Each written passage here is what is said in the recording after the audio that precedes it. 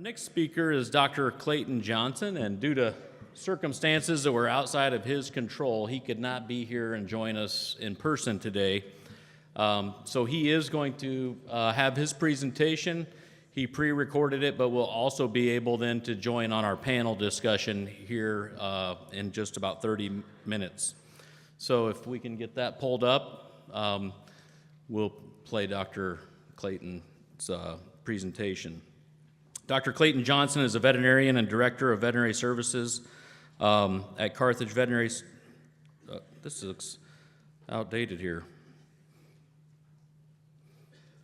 I think this is this outdated? Yeah, this is outdated bio. So many of you know Dr. Clayton Johnson. He's the director of animal health and has been a longtime supporter of this project, has been on the advisory group and has had experiences at MASH-offs, as well as Carthage Veterinary Services, and is the Director of Animal Health. And so we'll play his presentation and welcome him live in just a few minutes.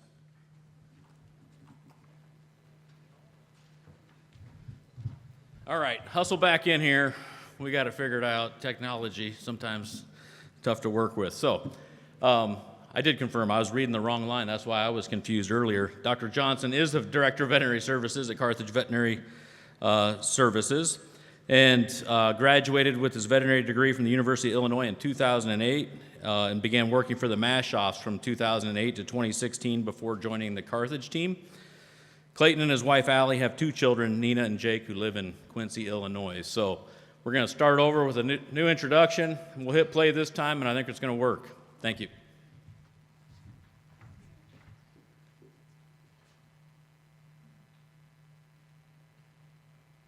Hi, my name is Clayton Johnson. I'm a veterinarian with Carthage Veterinary Service. It's certainly my honor to be a speaker at the International Conference on Pig Livability.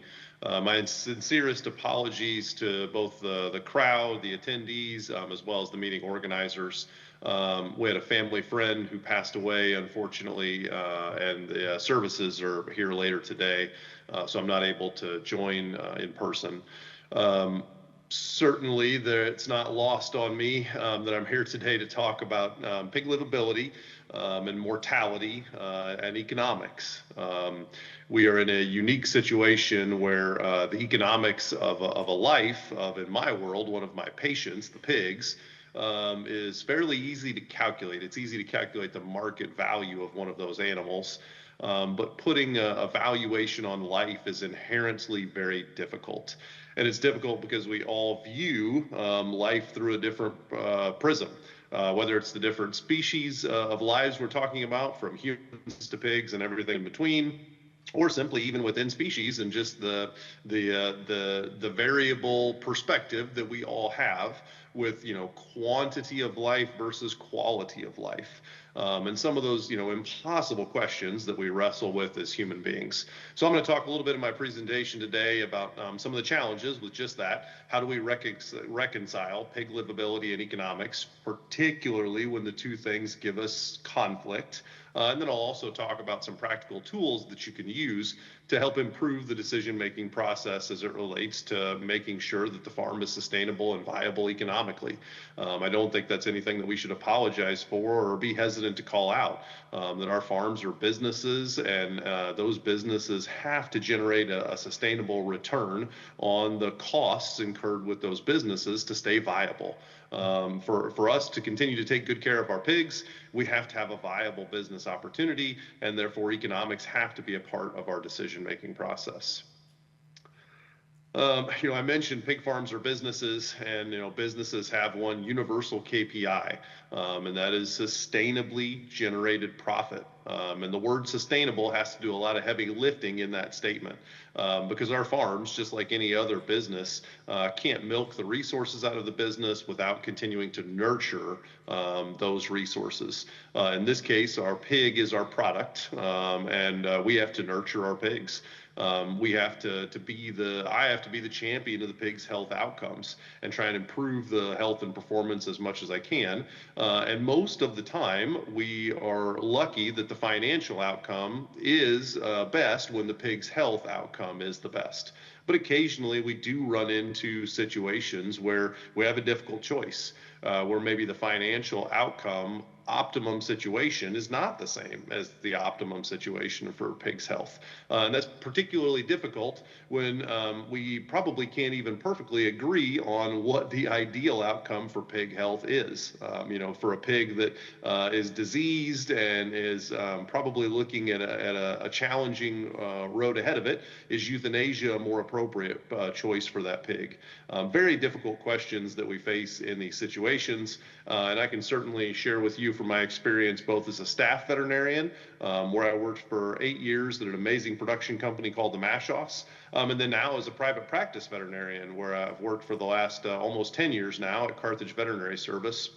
That situation is difficult regardless of whether you're a team member formally employed by the same organization as the pig owner, or whether you're a consultant like I am today, and you're asked to give advice and consultation from a private practice perspective. Very difficult situations when we face that fork in the road.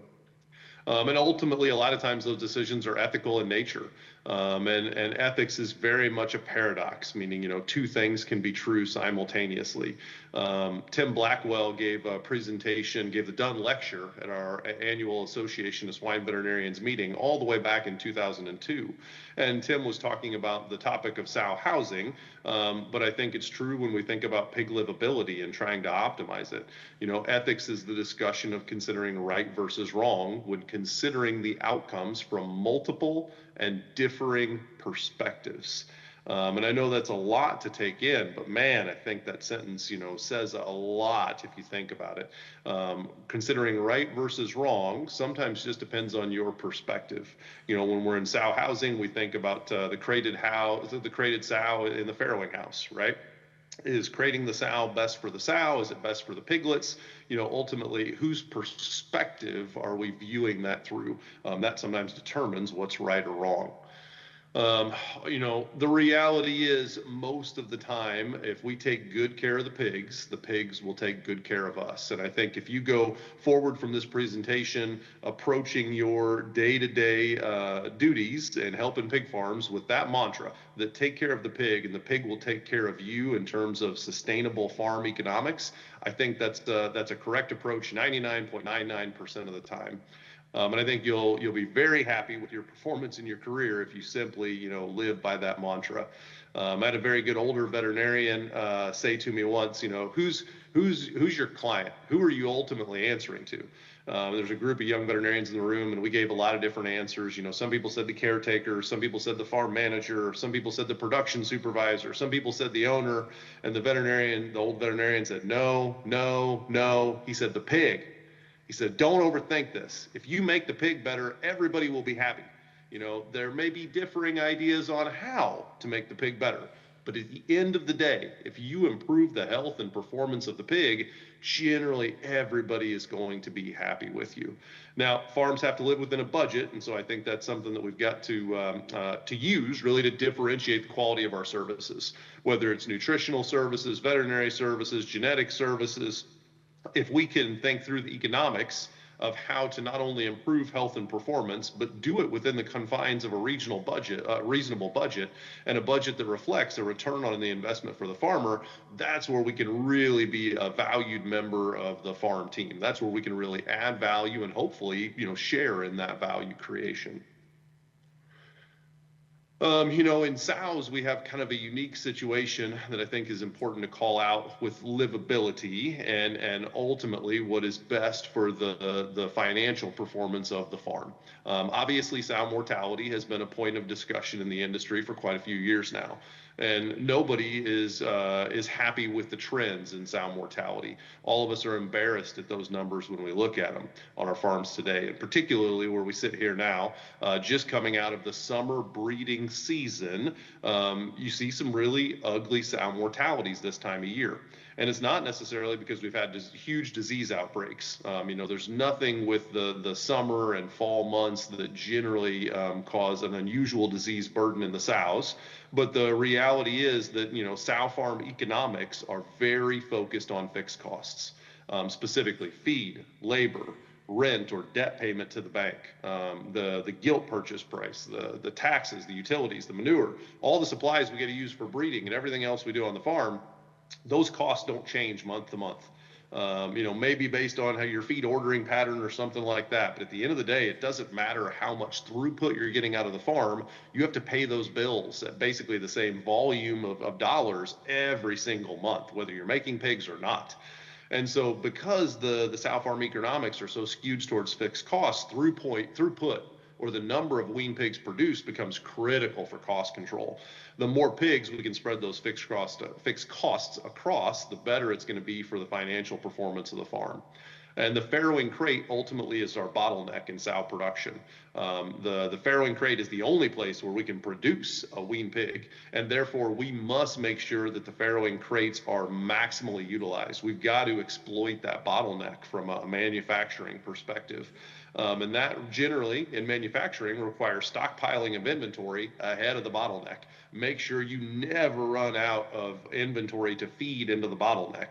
And in our world, that's sows. And during periods where we expect poor reproductive performance, aka the summer, we are going to have extra inventory on most sow farms today. And if you think about the quality of that extra inventory, it's generally animals that otherwise would be culls, animals that are high risk for mortality. And so that's a paradox that we have to deal with. What is best for the throughput of the farm and the cost per wean pig produced is likely to result in some increased sow mortality. And I think that's just a reality that we all have to embrace. We all have to be able to answer for, and we've all got to be able to make decisions that consider the economics, both short-term and long-term. Remember that the economics have to be sustainable for the farm to go forward. And if our consumer finds that the way we're raising pigs is totally unacceptable and unsustainable, then we'll have to pay that piper at some point. I think it's important as we think about those challenges where, livability is impacted by the volume of resources we can afford to put into a farm, that we aren't alone in that challenge and we can learn from other sectors. Human healthcare faces some of the same challenges, right? If hospitals could improve mortality, improve the situation to their patients just by hiring more doctors and nurses, right? They're no different than our pig farms. We could add more labor to provide more care in a faster manner. But at some point, you've got to define an acceptable threshold and call it just that. And both human healthcare and our companion animal partners, they have the same challenge we have with the conflict of longevity of life versus quality of life. A pig that breaks its leg in our world, could we potentially care for that pig? Could we potentially provide it food and water and some kind of basic standard of life? I mean, it depends on your definition of what's an appropriate quality of life. And so sometimes we're going to euthanize that pig when maybe there was potential that pig that was a lame pig or something like that could have not been a mortality and could have lived all the way to market. Difficult questions to answer for us as well as in human healthcare and our friends that work in companion animal healthcare. And the shelter world. I don't know how many of you are familiar with the animal shelter world, but those folks are often very, very good meaning. They want to do their best to help companion animals, dogs, cats, you name it, even horses and small ruminants. They oftentimes have a very specific budget, how much they can provide for food and care, labor, all the same things that we have to provide for on the pig farm. And they have to weigh things like biosecurity risks of bringing animals in that are desperately in need of a new home, but may be bringing disease into their animal shelter area. They have to worry about situations like crowding, right? Maybe there is a few extra dogs or cats that they love to take in, but they don't have much room. Those are situations that we can learn from, analogies that we can embrace, and if nothing else, they're shared communication points. And we'll talk about the need for good communication on this topic. So step one in this process is appreciate the fact that you don't have a silver bullet. You're not going to have a perfect solution, and you need to embrace options and have respect for all the different stakeholders involved in the decision of how to take care of the sick pigs. That generally means open planning with folks that are involved. So if it's a farm level decision, right, one group of sick growing pigs, Well, you probably should involve the caretakers in that. They're the ones that have to take care of these pigs at the end of the day, and they're a stakeholder in this decision on how to treat those pigs. If it's company level decisions like what vaccine platform to use, or should we invest in air filtration for our sow farms, I think you may want to involve customers in that. If you're going to make a big decision that's going to impact all of your pigs going forward, and it's a systemic decision that you think is going to have an impact on livability, again, you may want to think about the ante to the poker game, so to say. And is your customer going to be accepting of that decision? And the best way to know that answer is just to ask them before you make the decision. Let them be involved in the decision-making process. And at the end of the day, you have to respect the owner's cash flow situation. I can walk into a pig farm and say, man, this sow farm is breaking with PRRS every year. We've got, infected farms all around us. We have to filter this farm to stop these PRRS infections and improve the livability. That could be all correct, but at the end of the day, if the farm doesn't have the bank account to pay for the intervention I'm suggesting, I have to respect that fact. That these resources do not just get generated magically out of air, and they have to come from the equity of the owner of that pig farm.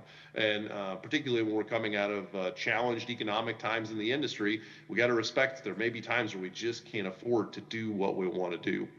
We should think like our companion animal colleagues in this situation, provide a range of intervention options across various budgets that we all think are reasonable, and then be respectful when the owner ultimately makes their choice. Number two, I think we should highlight not just short-term economics, but also long-term economics. We'll talk a little bit about short-term economic tools here in a minute, things like partial budgets, and they're awesome tools. We can and should use them to help make good decisions. But we should also highlight, when we think that maybe the short-term economics tell us to go this direction, but maybe consumer acceptance is a problem, and long-term, the economics, if we want sustainable economic performance, maybe we should go a different direction. And I know that can be a difficult conversation to have, but I think we just got to start normalizing that conversation. If we only make decisions based on short-term economics, I think that will come back to bite us at some point. That'll be very short-sighted. And number three, we should advocate for animal well-being innovations. And this may sound like a goofy one, but I feel like for us to have credibility as animal scientists and people that want to improve the not only the quality of life, but the livability of our patients, of our pigs, we need to advocate regularly for the use of technology and innovation in our industry, particularly with our peers. And when I say peers, I mean my fellow veterinarians that work in the companion animal world. And for those of you who work in nutrition and animal science, your companion animal peers, that's who I'm talking about. They face some of the same challenges that we have. With disease, with a lack of resources that we would like to apply, whether that's labor, time, medication, vaccines, biosecurity considerations, you name it. We all have tough topics and tough decisions to make. And if we talk openly about the key topics, things like antibiotic stewardship and how we need to keep antibiotics available, vaccines, right? I mean, there's a lot of people in the world that don't want us to use vaccines all of a sudden. We should talk to our peer groups so that we arm those companion animal veterinarians, those companion animal scientists with the talking points about why do we house sows a certain way? Why do we use antibiotics a certain way? And why are they important for our profession going forward? And not only important for our profession, important for our pigs, important for our patients. And when there's new technologies available that can dramatically improve pig health and well-being, I don't think we should be shy about calling those out and requesting that we get to use those. Things like preventing infection from gene editing, whether it's classical swine fever, PRRS, any of the gene edits that they've identified. I think if we want to be seen as having pure intentions when it comes to pig health and well-being, we should champion those things. So let's talk about some decision-making tools. I mentioned partial budgets before, and they are excellent tools for an individual case of sick pigs. You can do back of the envelope math, on what's the value of these pigs right now, what's the opportunity value of them, and how much money would I spend to treat them with various options, and what do I think is going to be the best return, the best improvement for the pigs, and the best financial return for the farmer. We're not talking about a big capital expense, and because it's just a one-time treatment that we're going to spend the money right now, we really don't need to worry about the time value of money very much. So for those two reasons, the partial budgets are pretty appropriate. Costs are always easy to quantify. We can do back of the envelope math on how much water meds we'll need, or how much feed meds or injectable we'll need, and how much they cost. The impacts are difficult to quantify. Generally we're thinking about what's mortality or culls that we can improve. But even if you have some decent data sets, maybe the cost of PERS and other things like that, the reality is in field settings they're often mixed infections, and it's hard to apply impact estimates that you're really confident in. I would tell you, when you do the partial budget, do your impact estimates and put them in at the lowest possible impact. And then if it pencils out as it's a positive return, then it's probably a good decision to make. If it's a positive return with the lowest possible impact you expect, you don't need to split hairs or worrying about getting the impact perfect. Think about other areas where you may have improved revenues from treating those sick pigs, not just in mortality culls, but reduced variation in the carcass, improved average daily gain, reduced treatment costs, labor savings, reduced veterinary costs, reduced follow-up visits from somebody like me. And be specific in your examples. So think about in this situation, what are those cost changes, and don't just use industry rules of thumb. I've heard 100 times that a percent mortality is worth a buck a pig. We know that, doc. We know that, doc. We don't know that. Right? That's the definition of the broken clock being right twice a day. There are times that 1% mortality of a certain age group is worth $1 per pig. That is true, but that is not always true. I mean, it's true occasionally, but market dynamics are really important to use current market situations when you're making that partial budget type decision. Or I should say, using a partial budget tool to improve the decision. You also need to think about the cost changes in your partial budget. So partial budgets incorporate any changes to revenue and any changes in cost. And if we keep pigs alive longer and more of them, we're going to have more cost in feed, maybe more cost in transporting them to market. If we're talking about baby pigs, piglets in the farrowing house, we may need more cost in vaccines and medication later in those pigs' life. We may even need to rent additional wean to finish space if we're going to make a whole lot more pigs. So ultimately, the age at which the pig is going to live, the mortality improvement is going to be seen. That's going to determine how much additional cost we take on. I put this flow chart in here not because we're going to go through it in detail, but it's a good reference tool for me to think through. If I'm going to make a change, if I'm going to put water meds into a group of pigs or a feed medication program in, what are the potential things that could change that I need to account for, either in terms of revenue change or cost change? And there's a whole lot of different sources of data that you can use to estimate your impacts of, how much is mortality going to improve. You can and should consult a wide variety of data. So trial data that you've generated, trial data that your production system's generated, your pharmaceutical company has generated, the industry has generated, you name it. But keep in mind that when there's conflicting evidence, there is a hierarchy of the quality of evidence, and a meta-analysis of controlled research is always going to be the best. Controlled research trials, even if they're just individual trials, always better than expert opinion. So use your network, consult your expert opinion, but appreciate the fact that if you have trial data, you should use that if it conflicts with the expert opinion on what impacts may be of a various treatment decision options. If you're going to look at this more from an investment standpoint, so not treating one group of pigs, but more of a long-term strategic health decision, an addition in cost to your vet med program, or an addition in infrastructure to your farm or your overall production system, like a truck wash, then partial budgets aren't appropriate. You do need to take into consideration the time value of money, and you got to consider that you could use capital for other reasons. So you need to do some sort of either a cost benefit analysis or a capital investment analysis. Okay, cost benefit would be for an increase in operating expenses that are going to give you benefits, and probably within that year, but a little bit down the line. So say a new vaccine that you're going to give to every wean pig. Well, you're not going to realize revenues from that for about 6 months after you start using the vaccine, but you're going to realize the costs right away.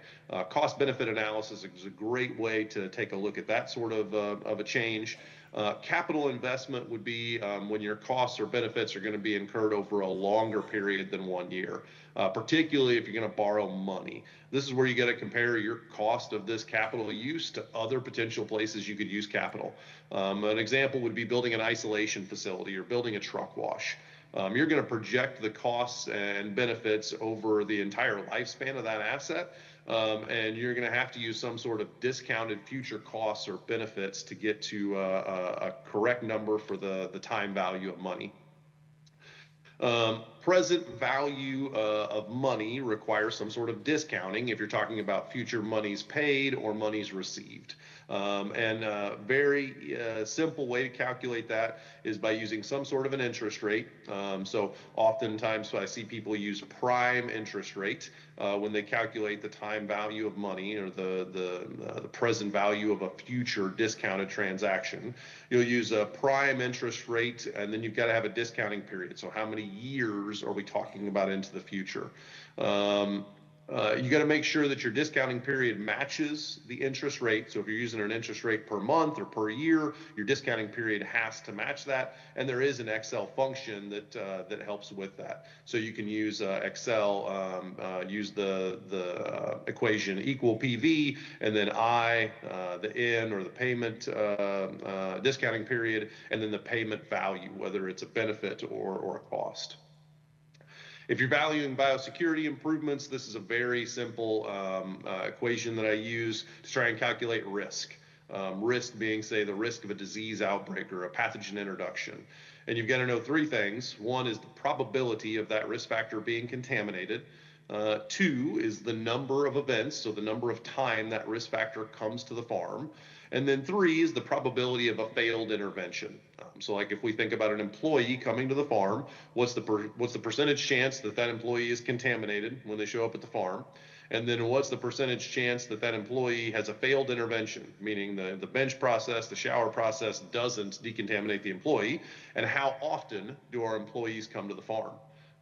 You calculate that together in your current situation and then after your intervention, and you can look at a differential risk. You can say, okay, I think I've reduced my risk by 50% or reduced my risk by 20%, whatever the number is.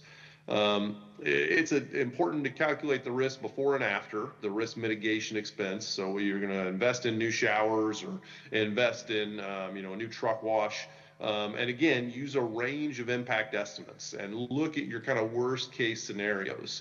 If it's economically advantageous to do under the worst possible improvement scenario that you can see, don't worry about figuring out the exact benefit. You don't need to split hairs on that number. If it's valuable in your best case scenario, but it's not gonna have a positive economic impact in your worst case scenario, then you do have to dig deeper on your intervention and how efficacious it's going to be. You can look for biosecurity opportunities all over the place. Certainly doing outbreak investigations is very valuable, and you've often got a lot of people's attention then, particularly for farms that are using cameras now, the ability to do outbreak investigations and determine, did we have a challenge with fomite introductions that could have been managed better, or does it look like aerosol transmission was likely the risk, and filtration may be what's needed for this farm. And I always use this fishbone diagram to help me think through what are the different risk factors for biosecurity that could ultimately bring disease into our farm. Unfortunately, everything that comes to the farm can bring disease, from the semen to the supplies to the food and water and air. All of that stuff, unfortunately, can bring a pathogen to the farm. And the other thing that I think you've got to be honest with yourself about is compliance. If you're talking about a new supply entry or a new entry process for our employees, anything that require people to do the job, you can't assume it's going to be done perfectly. These are old studies from human medicine where they looked at doctor and nurses' compliance rate with, let's call it, biosecurity between their patients. And the reality is, just like in our world, we don't have perfect biosecurity compliance anywhere, unfortunately. So you got to be honest with yourself about the impact. And also keep in mind with biosecurity investments that the disease outbreak frequency won't change unless we consistently bring up all the risk factors biosecurity level in the farm. I always use this example where there was a producer that made a big investment in buying individual gooseneck trailers for every one of their little sow farms, which was great because now they didn't have a big 53-foot trailer going from farm 1 to farm 2 to farm 3 to farm 4, because they thought that that big trailer going from farm to farm to farm to pick up weaned pigs on the same trailer, they thought that was causing PRRS outbreaks in their system. So they bought all these goosenecks, built a big transfer station, and every farm had a dedicated gooseneck to haul their weaned pigs. Great for biosecurity, but the first winter after that made that multi-million-dollar investment, what happened? All those farms broke with PRRS. And when we did the investigation, we found that even though they had segregated the risk for their transport biosecurity, they still had one maintenance truck and one set of maintenance tools that was going to every single farm. And so think of it like staves on the barrel of biosecurity. If your people entry biosecurity is already great, don't make that even better unless it's the lowest stave on your barrel, right? Think of it like you think of our amino acids. We want to always raise up the lowest level of biosecurity for any individual risk factor to be up to the level of the others. We don't want differing levels of biosecurity investment across our risk factors. So a couple of thoughts on long-term improvements here as I wrap up. As a veterinarian, it's tough for me to champion the welfare and well-being of the pigs in the situations where maybe the economics don't give me that evidence that I want to convince the producer of what I think should be done, because we don't have universal measurement of welfare. What I mean by that is, think about in this room right now. If every one of us wrote the definition of welfare or how to measure welfare for a pig or a group of pigs, I bet we would end up with variation in our responses. And because there's variation in our responses, it's really hard to point to one specific metric or a group of metrics and say, look, this is our anchor when we think about managing welfare, and this is how we're going to define what's acceptable or what's a standard for welfare. If you can't measure it, you can't manage it. And unfortunately, we find ourselves in a world where more and more state ballot initiatives are defining the measurement of welfare, and they're defining it as the square feet per sow. That's the only definition of welfare that is being practically applied right now. So I think that's a situation where we as veterinarians, animal scientists, and all the allied industry, we've got to do a better job of defining how to measure animal welfare. If we define how to manage animal welfare, we can begin to manage it. If we can measure it, we can manage it. But we need defined measures that are something that everyone can understand and everyone can appreciate. And this is, I think, where academia can really help us. Defining meaningful measurements of animal well-being. They've got to be easily understood, can't be some big complicated measurement, and you've got to get buy-in from all stakeholders, folks at the farm, folks like myself that are in animal science, and ultimately the consumers and the customers of our pigs and pork products. I think that we should collaborate with those folks as we put these measurements together. And if we do that, that'll be very foundational, I think, for us to make more sustainable decisions about pig livability in the future. The other thing I would highlight is, just for all of us, we have to task shed a little bit. We have to spend time focusing on the most important aspects of pig livability. We need sometimes to be a champion for an owner that wants us to work on a small rock opportunity, if you've heard the big rock, small rock thing, and focus on the big rocks. And even our coworkers, when I've got another veterinarian who says, I'm just frustrated with all this PRRS and PED, I got to go work on something else for a while. We got to focus on the big rock improvements. Ultimately, that's how we're going to move the needle. As we think about leading and motivating change when it comes to pig livability, when you're talking to the decision maker, remember that pain is the ultimate motivator. Scott Stellick, a good friend and coworker of mine for many years, used to always say, man, when that door is open, throw as much stuff through it as you can. And when you've got a PRRS outbreak, when you've got a PED outbreak, when you've got a group of sick pigs and wean to finish, and the producer is just saying, I cry uncle, no more of this, please make it better. Take advantage of that situation where people are open to change and make meaningful change in the health program at that point. Benchmarking can be powerful. Sometimes people may not realize that they can do better when it comes to pig livability. And sometimes you just got to show them how they stack rank compared to their peers. And stories are powerful. Data is really powerful. Know your audience. If your audience is very technical, then you need to come with data. But if your audience is not an animal scientist, if your audience is not a veterinarian, which most pig owners and most decision makers aren't, then you've got to know what their expertise is. You've got to come prepared with talking points that are consistent with the criteria they will use to make the decision. Not the criteria you would use, because it's often not your decision, the criteria they would use to make the decision. And then when you're talking with farm caretakers, the first two bullet points are the same. Pain is the ultimate motivator. Talk to them about biosecurity improvements right in the heat of that disease outbreak, when they've got dead sows to take out, when they've got abortions to deal with, when they've got dead pigs they've got to take care, got to get out of the barn. And benchmarking is a powerful tool.